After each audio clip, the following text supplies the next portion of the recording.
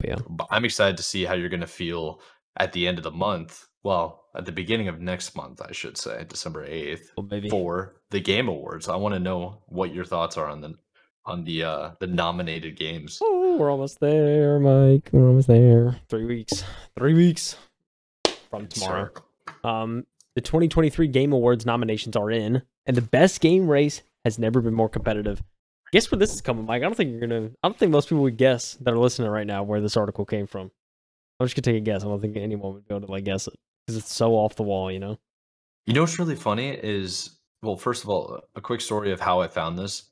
I always search, and when I find like the major titles from the major publishers that we cover all the time, Yeah. I always look for the oldest one, because I know that all of them reference each other. But I was like, let's go to the OG content, right? Yeah. Yeah. How could it possibly be GQ?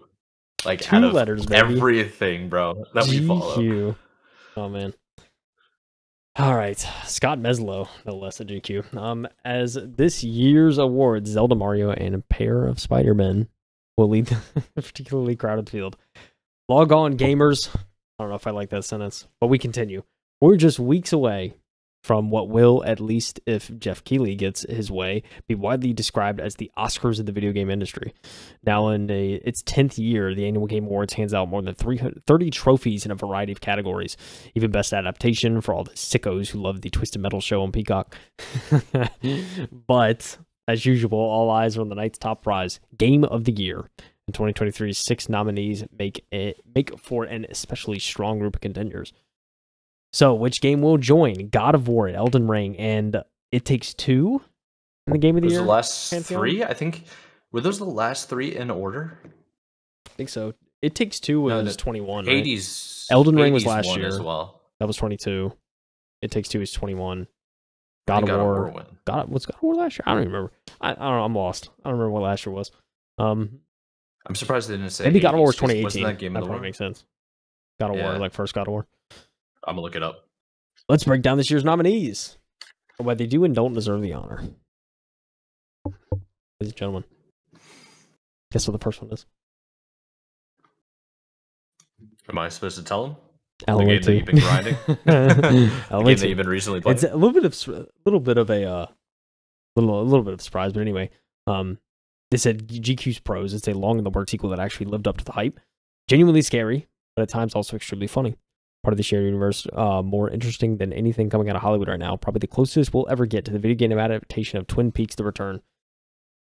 What a description! What a description! You know, it's I mean, look, do I have to sit here and justify why I think Alan Wake 2 is a good game based on everything we've heard? And I mean, come on, it got a nom, and we're talking about a game that came out a month ago, two weeks ago. Oh, nom.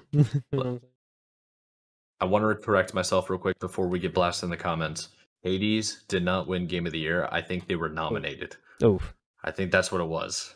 I knew it was a big deal because they're an indie dev. Sorry. We can continue. We continue on. Baldur's Gate 3 is also up for Game of the Year nomination. I mean, dude, not surprised. Talking about Dungeons and Dragons in a video game, essentially, right? Like, come on. Really There's roles. Yeah.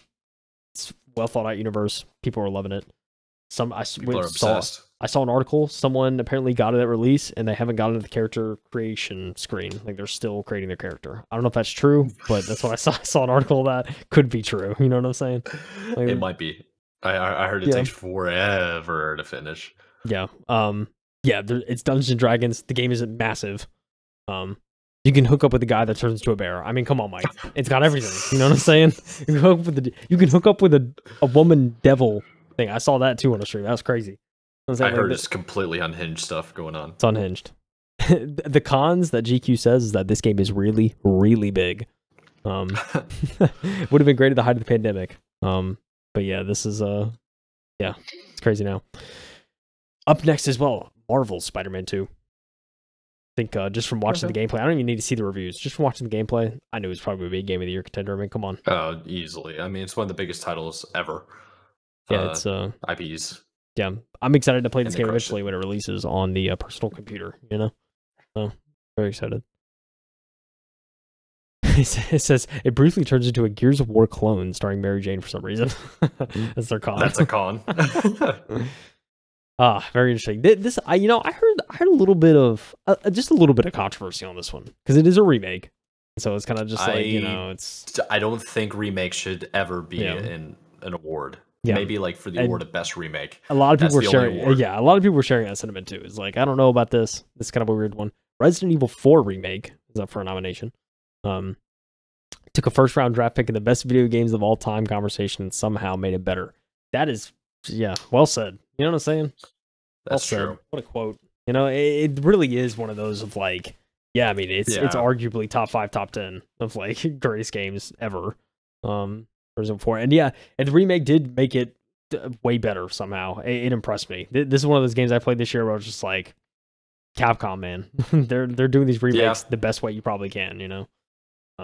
So I give it to him there. It is a great game. It is a remake though, and I can second that sentiment of like I don't know if I'd necessarily throw it in as a game of the year for this year. I mean, it was a fantastic game, but it's like it's just hard to say like a remake is like, you know, it's like there's all these original amazing IPs coming out. Resident Evil 4, like it's a redone formula kind of thing, but also a con is they charge $10 for a side story that should have been free. Upsetting. But you know, here we are. Yeah, I mean, money. That's always going to be a con. You already know Nintendo's in this category somehow, Mike. Mario Bros. Just once either. Super Mario Bros. Wonder, baby, is one of those games. Nearly 40 years since the original Super Mario Bros. Dropped, and nobody else has figured out how to deliver pure fun like Nintendo. It's Mario, but tripping on drugs every level. I feel like I've heard that from a few people about Super Mario Bros. Wonder. It's like it's just crazy to watch. But yeah, it's no surprise, right? It's Super Mario Bros. Wonder. I mean, just looking at the trailers and stuff, I was like, I mean, this is Nintendo, baby. Like this is a hit. You know what I'm saying? Like, dude, you know what you're getting. Yeah. I love his cons because he's obviously trolling. They're not real cons. Yeah, the flowers won't shut up. Mario says, "Wowie zowie." And the final nomination, Mike, also coming out of the Nintendo camp.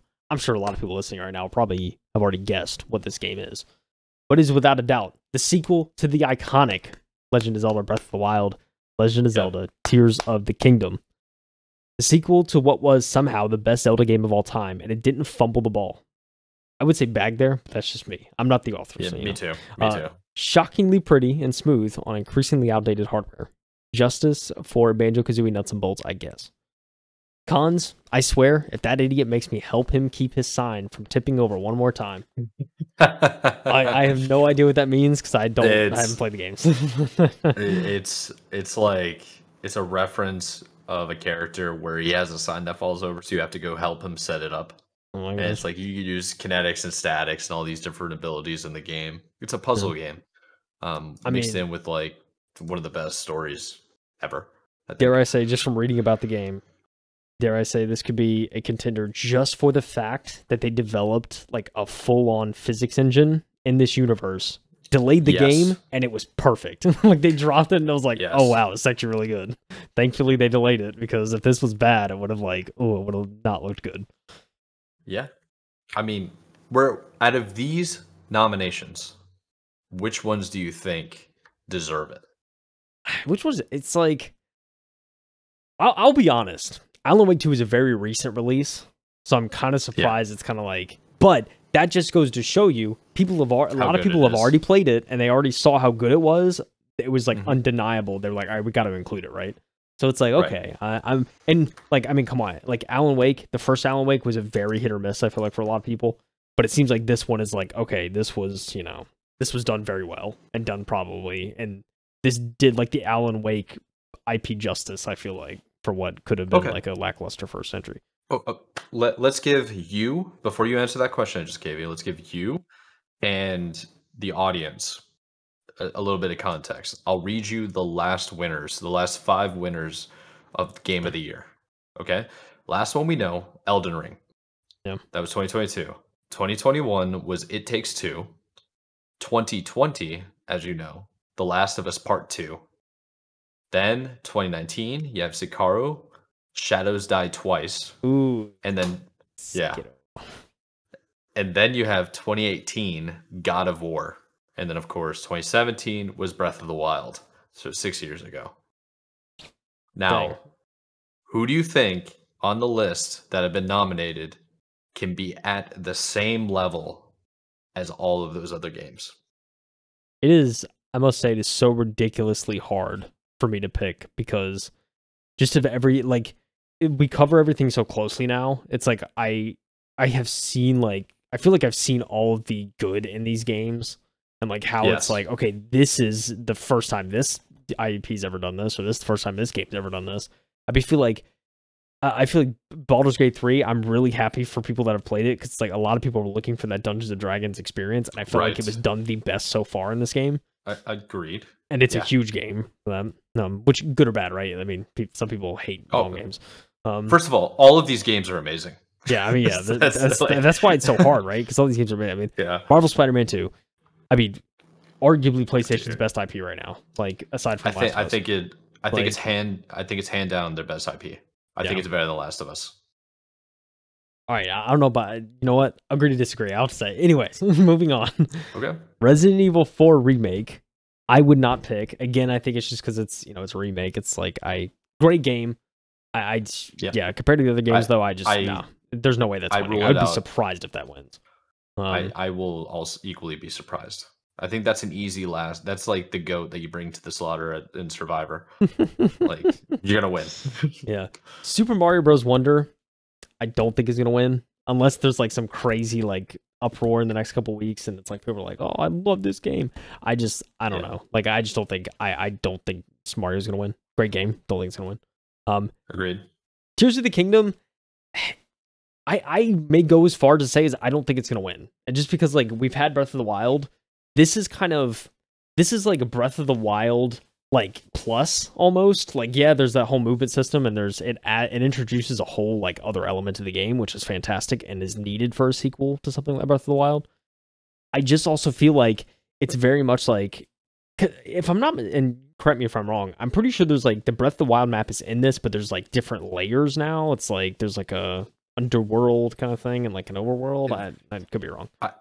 I don't want to go too much into detail about it, but it's similar to the original map, but there's like a greater calamity and chaos within the game itself, like the story of the game. So the map and the world you live on is now like partially suspended in air. Interesting. Cool concept. It's a wild concept in game. It's like it's really good. Yeah. Look, a great game. I don't think I would have voted for Game of the Year. But then again, I didn't play it, so like I can't. This is why I'm not on the panel. Because like I just don't a lot of these games I just haven't played. My